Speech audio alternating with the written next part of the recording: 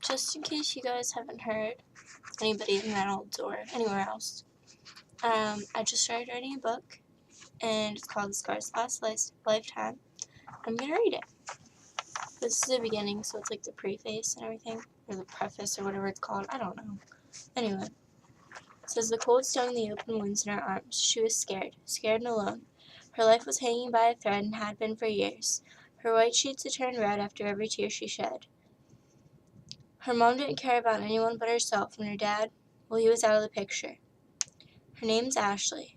She was what everyone had called emo. She didn't have many friends. In fact, the only one she had was family. She just couldn't learn to trust anyone in her life. Who could blame her, though? She was tormented every day by cruel words of hate.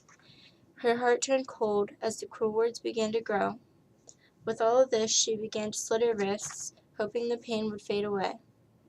There were scars everywhere. Every day a new cut appeared. Her older brother, who happened to be her best friend, had been in the army for 5.5 years, and she cried every night hoping he was all right. Chapter 1. Is it over yet?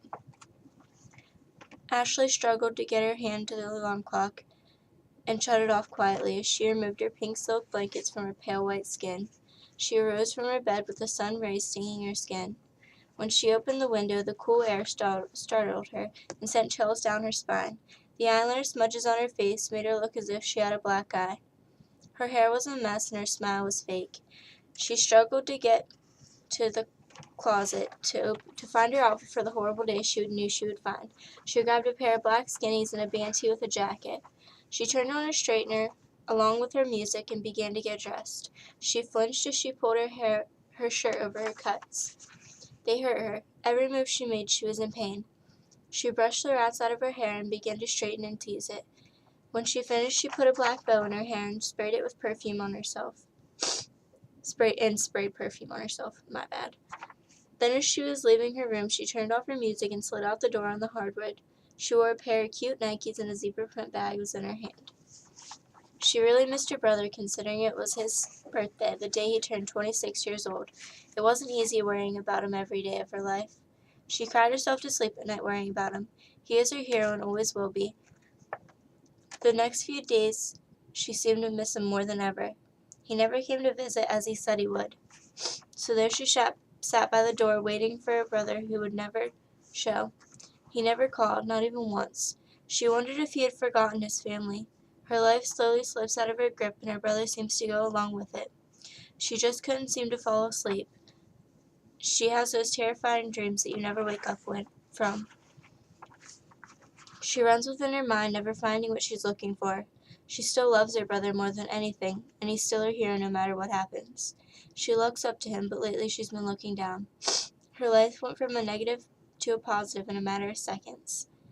Or from a positive to a negative in a matter of seconds. My bad. Again. The next day she wakes up. The cut in her arm stinks with pain. She realized she was dreaming about him again. He's tall, dark, and scared of his life, just like she's scarred for life. She feels herself begin to bleed. Worried about what's happening, she lays down and tries to fall asleep because her dreams are finally better than her reality. She doesn't cry nor does she grow weak. She just puts on her fake smile and falls half asleep. When she awakes, the room is blurry and she can't see who's in front of her. She hears voices, but they're just faint mumbles to her. Chapter 2. I can't take this. He looked down at his clothes, only they could provide for him. He was young, so naive. He ran around with his heart on his sleeve. He met her and soon believed in the love young love could be. She was his world and all his friends knew. He was wrapped around her finger. She was his girl. It was 2 years back when they first met.